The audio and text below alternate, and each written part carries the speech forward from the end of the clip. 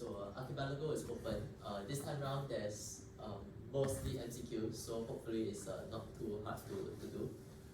And this week we are going to be talking about greedy algorithms. So greedy algorithms is something that you might have encountered before in like your CS3230 or whatever 2040 that you came from. But this time around we're going to look at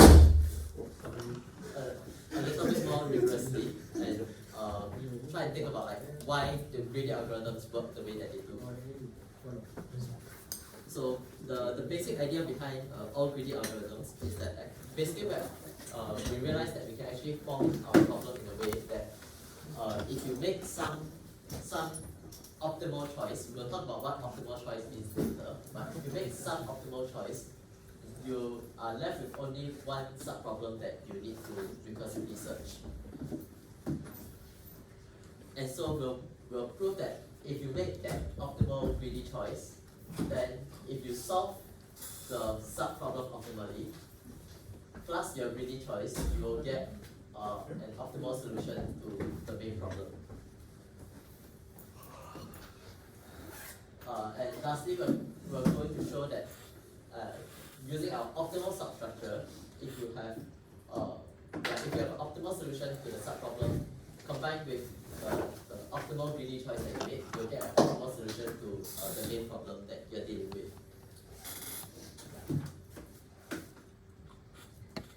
Right, so this is the first question that we have here.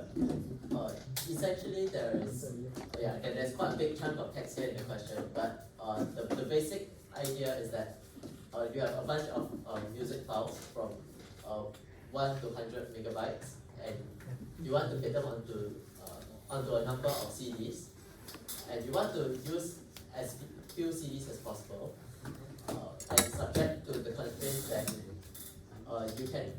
you can put at most 2 files onto a CD, and the total combined size of the 2 files that you put there cannot exceed 100 megabytes. And so to help us try and tackle this problem, the first thing I want to show is our optimal substructures here. So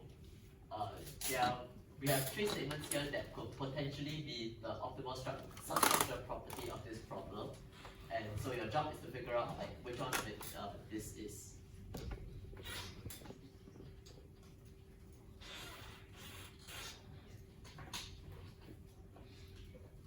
Alright, so we have 3 options here, and out of the 3 options, the correct answer is going to be B, or the second option. And so we'll go through some simple counter examples as to why the other 2 options are not correct. So for example, for the first option, option A says that for any pair of files, you just pair them up, assume that it can be paired up, and then you pair them up into a single CD plus recursively solve your files without those. Recursively solve your problem without those 2 files. So there's a fairly simple counter example to this, because if you just take, you cannot just take any 2 files here and hope to get an optimal solution. So for example, your problem is consists of the files 10, 20, 80, and 90. Then an optimal solution will be to pair up 10 and 90, and then 20 and 80, and this takes up 2 CDs. But if you were to just blindly whack whatever this option is, which is to just take some pair of files. So suppose you paired up 10 and 20 for whatever reason, it's still valid under this condition. But if you try and recursively compute what is minimum CDs for 80 and 90 on their own, they require 2 CDs. So if you get 10, 20, then 80, and then 90, you will use 3 CDs, which is not optimal, right? So if you just use the property, the statement in option 1, this will not work. Then to see why the third option does not work, which is to just always pair up the largest and the smallest file together, this will not work because the largest and smallest files may not even fit into a single CD in the first place, because the largest file might be too large to fit anything. It might just need to be in a CD on its own. Yeah, so for a counter example here, let's say you have 10, 20, 30, 95, and 99. So you can see that 99 is too large to be paired up with anything else, right? So intuitively, this 99 needs to fit on a CD of its own. But if you just try to blindly whack what option 3 is trying to say, you just somehow pair up 10 and 99 together, which is already wrong in and of itself. But if you try and compute what happens if you just follow that, you pair up 10 and 99, then you get recursively solved 20, 30, and 95. And then this can be optimally solved with 2 CDs, and then you add 1. Then you get that the solution here uses 3 CDs, but that's obviously not correct because the optimal solution here already takes 4 CDs.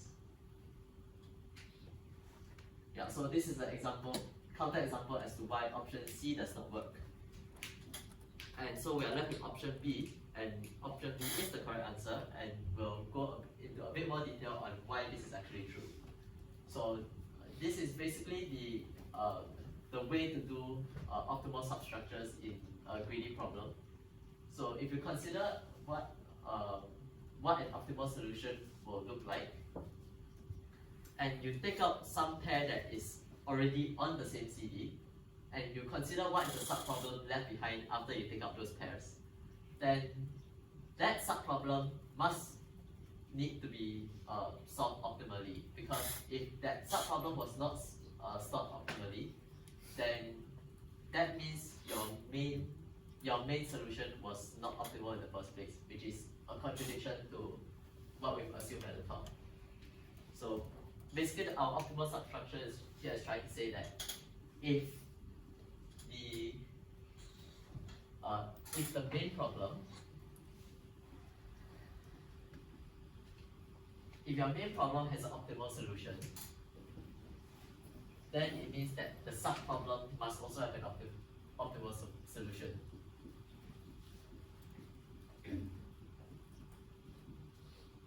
Another way to write this is to take the contrapositive of the statement, which is to say that if your subproblem is not optimal, then your main problem is not optimal. Right? So these two statements are logically equivalent, and we just need to show one of these to form our optimal substructures.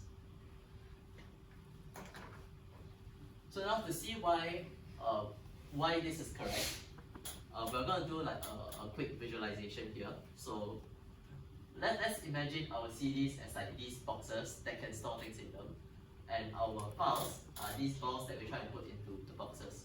So as with the original question, we are trying to minimize the number of boxes that we use, subject to the constraints that each box can only hold at most 2 balls inside of it, and the 2 balls that you put into it cannot be larger than the box itself.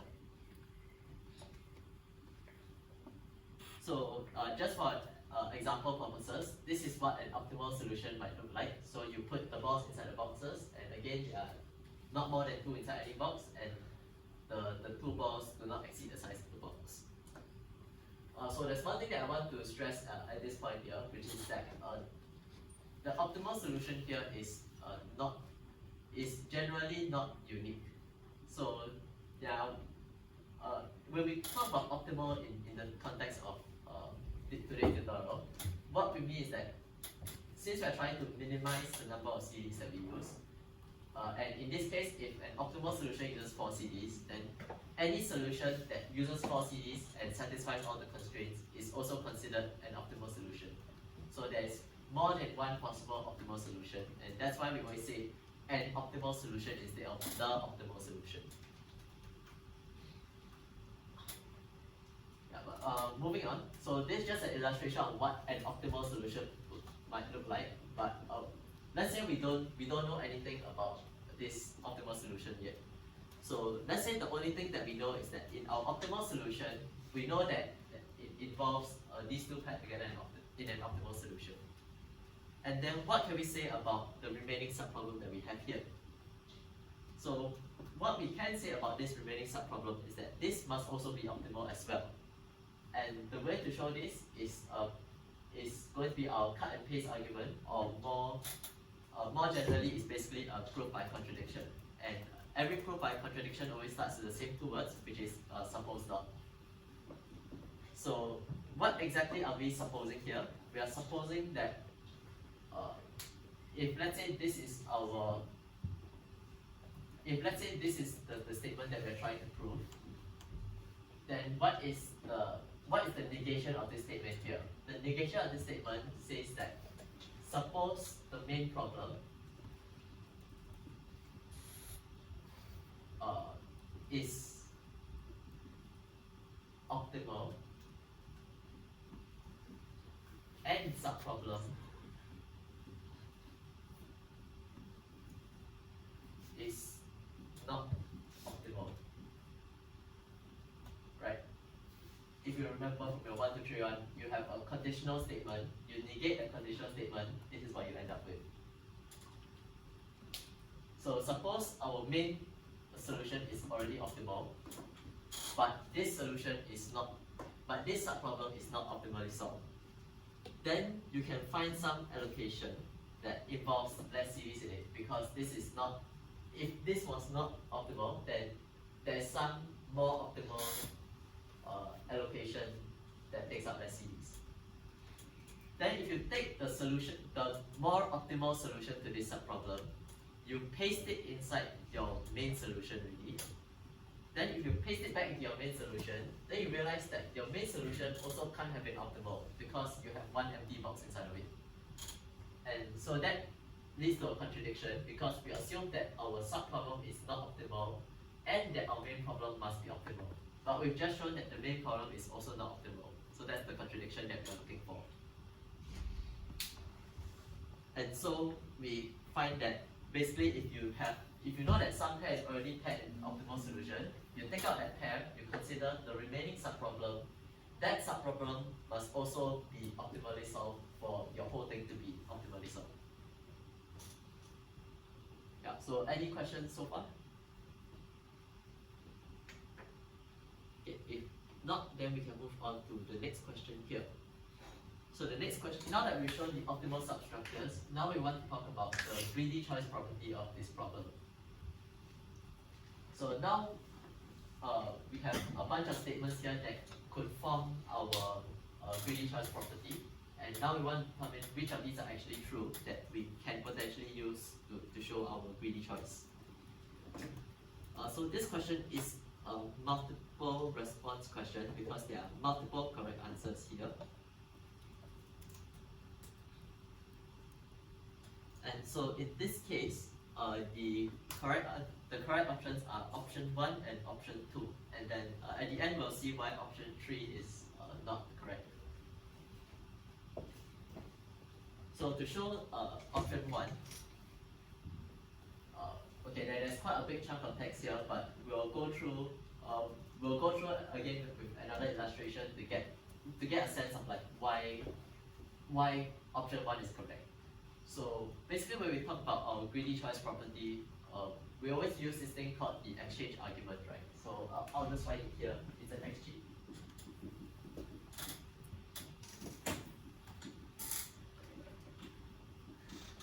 So what exchange argument basically means is that if you have some solution that does not involve your greedy choice, you can always move things around, or you can always exchange things around, such that your solution still remains optimal, but it now contains your greedy choice. So that is what we mean by exchange argument here. And yeah, pretty much as long as you're dealing with a greedy problem, you need to know the words exchange argument. So just please remember that. Just remember the idea of an exchange argument.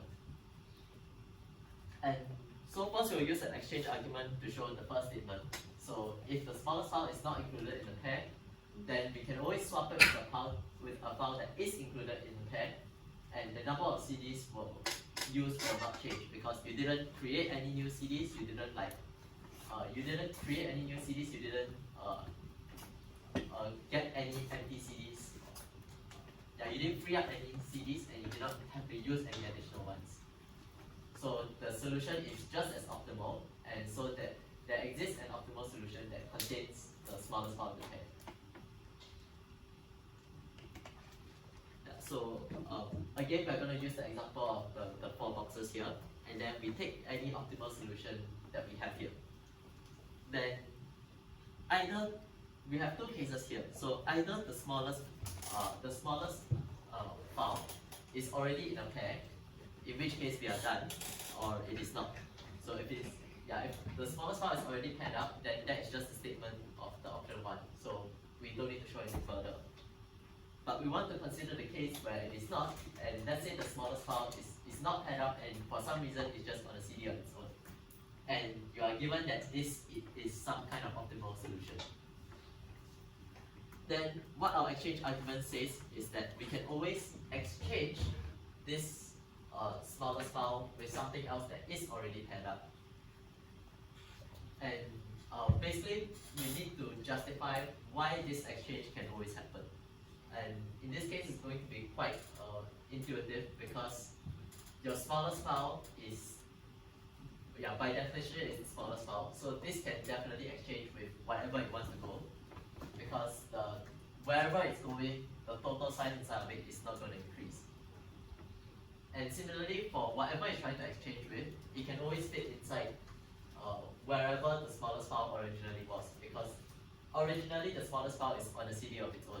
So whatever you're swapping with, it can definitely fit in the CD of its own. And so that's why you get that even after you do your exchange already, that there is always some optimal solution that involves taking the smallest element and pairing it up with something. So that's for the first option here. And then we also need to show the second statement here, which I know it's even more words here, but this is something that you might need to write like on an exam paper or something, but I won't bore you with this whole block of text first. So if you all want, like after I send out the slides already, then you all can slowly break down the wordings here. So basically, we're going to go through the same kind of exchange argument, the same kind of steps here. So let's say you take some optimal solution here, and then there are 2 cases.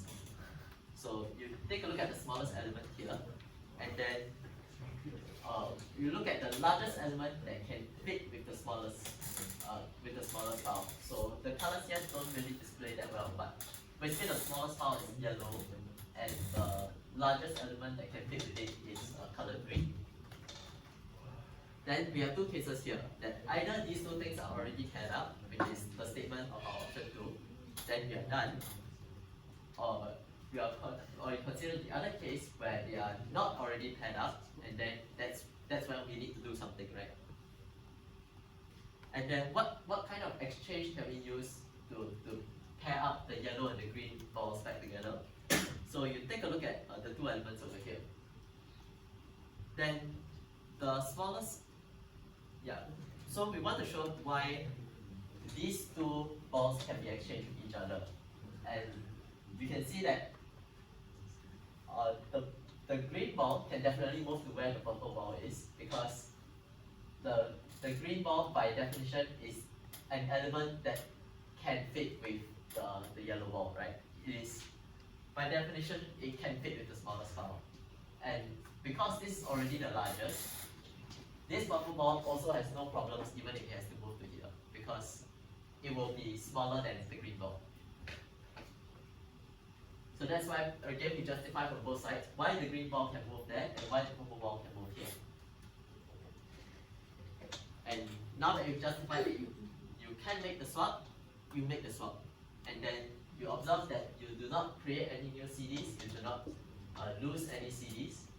So your solution is still just as optimal. And therefore, we've shown that there's always some optimal solution that involves pairing up the smallest file and the largest file that can fit with that smallest file.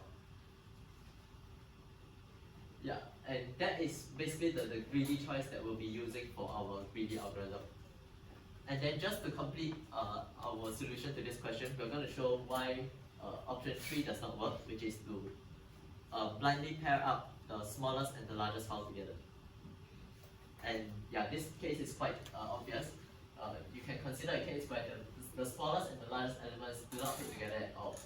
So for example, if the largest element is like just too big, then you have to give it a CD of its own. So that's why your option 3 might not be correct.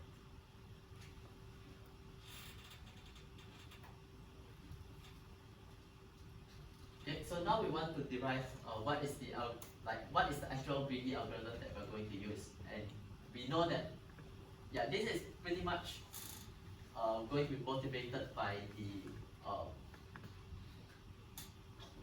it's going to be motivated by the greedy choice property that we just shown, which is to repeatedly pair up the smallest element and the largest element that can fit with it, and then you take those two out because those are part of some optimal solution, and then you recurse on the smaller subproblem that you have. Then we give you an example input set of files, and then basically just trace your algorithm on how it works there. Yeah, so I think for this question, you should arrive at 8 CDs used for this input instance. And the way that you can go about doing this, the way you can go about this algorithm is that first of all you sort the file sizes given to you so that it's in a nice format. And then you're going to use 2 pointers, one moving from the start and another moving, one from the start and then moving towards the right, and one starting from the end and moving towards the left. So the pointer on the left basically represents the smallest file that we are always trying to pair up with something, and then the pointer from the end is basically keeping track of what is the largest file that can fit with whatever's on the left. Then the greedy algorithm itself, once everything is sorted, you realize that this is going to take linear time because you just need to pass through the array once, like from the left goes to the right and from the right goes to the left. So what you find out is that actually the runtime of whatever algorithm you come up with is actually going to be bottlenecked by the sorting algorithm that you use. So for example, if you use ON not N type algorithm for sorting, then your overall running time will be ordered n log n. But a slight improvement that you can make is that because you know that your CD capacity is 100 MB, and so you know that whatever files that you want to store, all of these do not exceed 100 MB as well. So if you assume that all your file sizes are like discrete integers between 1 and 100, then 100 is a constant. So you can just use something like a linear time counting sort to improve your sorting runtime from n log n to ON. And then if you run ON for your sorting and ON to apply your greedy choices, then your overall runtime can actually improve to just order n. Okay, but let's trace, So now let's assume that our array is already sorted, and then we'll trace through what happens when we try to repeatedly apply the greedy choice here. So again we have pointers from the left and from the right. You can't really see the pointers here, but basically first you start off, your left pointer starts at 7, and we try to pair 7 up with something. And then our right pointer here is going to be at 91. So we've observed that 7 and 91 can fit. So we'll pair them up together to get 7 and 91. Then we move to the next smallest element, which is 12. And the next largest element, which is 89. But you realize that 89 cannot fit with 12 because it's too large. So you move to the next one and you have to pair up 12 with 81. Then you go with the next smallest element and the largest element that can fit with it, which is 62. Then the next one is 32 paired up with 59. Then 43 and 51 you realize that you can no longer pair up any of them. So the last three are just files on their own individual CDs. Yeah, then that that is basically the end of the algorithm already, and then you just count how many CDs that you need to use, and in this case you need to use 8 CDs. So any optimal solution for this input requires 8 CDs. Yeah. Any questions so far?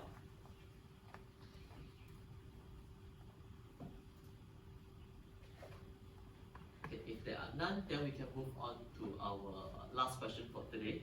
And this is dealing with a new problem called the activity selection problem. So this is quite a common problem used to discuss greedy algorithms. And basically what this is about is that you have a set of activities that take place during some interval, like some start time, from start time up to some ending time, and excluding that ending time. So what this is trying to say is that basically it's, let's say you have A1 that goes from some start time to some end time, and you have an A2 that starts right as A1 finishes, and then ends some other time in the future. As long as they don't overlap, like you can put them back to back next to each other, that is still compatible. But if let's say you have some interval that there is some non-zero overlap between them, then this doesn't work. So you can put them like back to back with each other, this works, but if there's some overlap between them, then it doesn't work.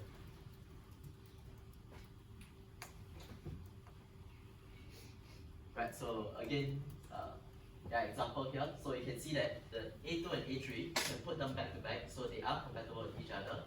But for A1 and A3, because they overlap, they are not compatible. And so the problem is that you have a set of activities here, and you basically want to schedule as many activities as possible, provided that all of them are compatible with each other, so that there's no overlap among each other.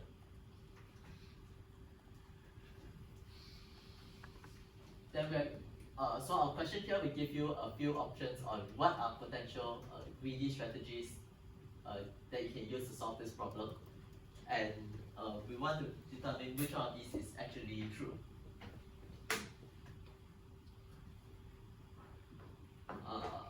So for this question,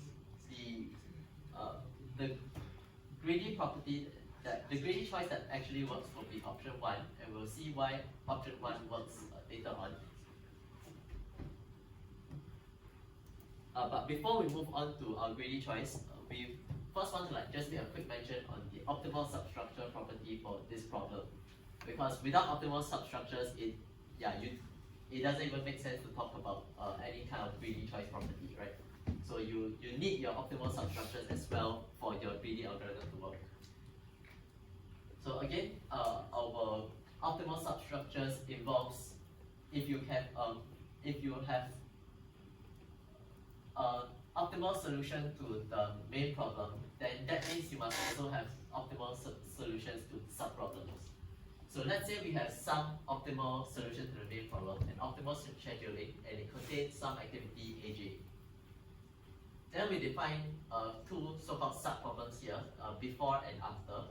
So before is basically all the sets of a set of activities that happen before the start of activity J, and after is the set of activities that start after J ends. So if let's say you have your AJ is some interval like this, then basically like everything in this region, this is the before, and everything that happens here is after. Right, and you can see that these two things don't overlap, or they don't interact with each other, right? So this before and after, they are independent subproblems on their own. And our claim is that if your optimal scheduling if for this whole solution to be optimal, then you must have an optimal scheduling for the before and an optimal scheduling for the after. And to show why this is the case, this isn't on the slides, but again you can use a similar cut and paste argument. Suppose the solution to the before subproblem, suppose this was not optimal, then that means there must be some other allocation that is more optimal than what here. Then you take that more optimal solution, you paste it inside here, then you observe that your main problem solution also improves, right? Because there's no interaction between before and anything else. So you can just straight up get a more optimal solution. But that's a contradiction because we've already assumed that this main problem is an optimal solution.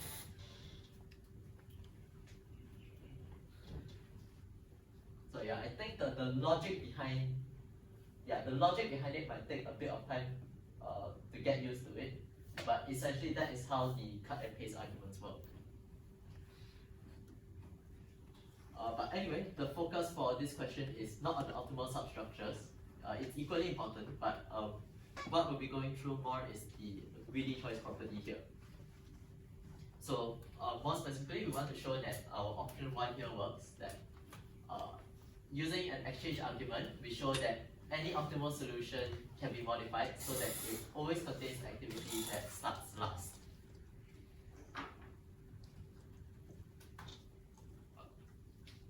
So if we consider, let's say we say that there's some kind of optimal solution here, let's say S, and then S contains some activities inside of it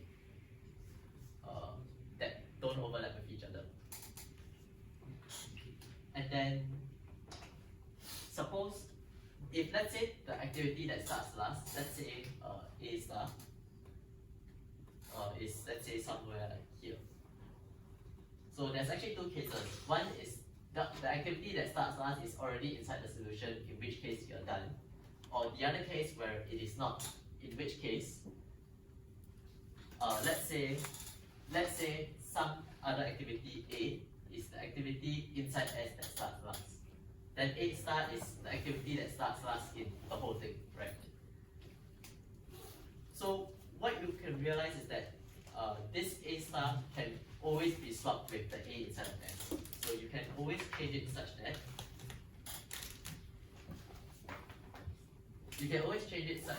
the A, you put it outside, and the A star can be put inside the solution, right? And then you let this be your new solution.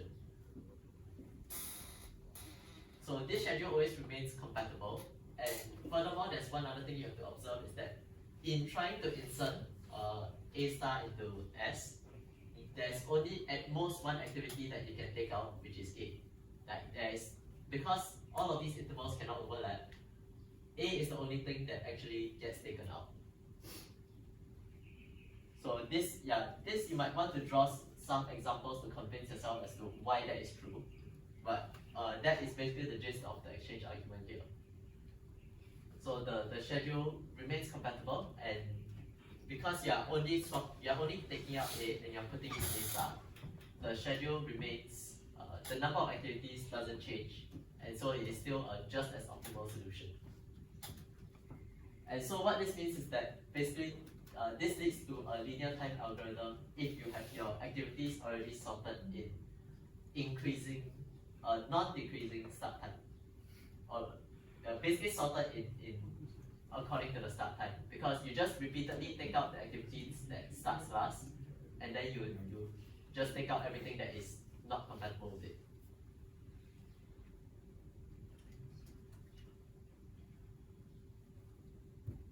Yeah, then to end off, we'll basically just briefly talk about why the other two options doesn't work.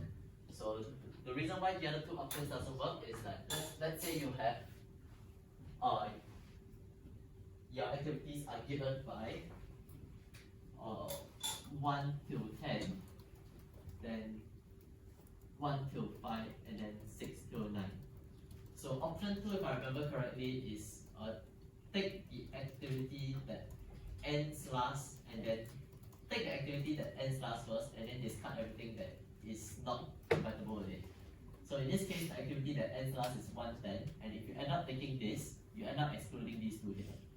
Even though the optimal solution is to take the two smaller ones and not the big one. So that's why option 2 does not work. And then option 3, which is to take the smallest activity and then try to work from there. That doesn't work because you can come up with an example which is from 1 to 4, from 3 to 5, and then from 4 to 10. So if you take what is the smallest activity here, you will take 3, 5, and then you discard 1, 4, and 4, 10. Even though the optimal solution is clearly to take the other way around. Yeah. So that is the counter examples to the second and third options respectively. So are there any questions for this? If not, then that is the end of today's tutorial.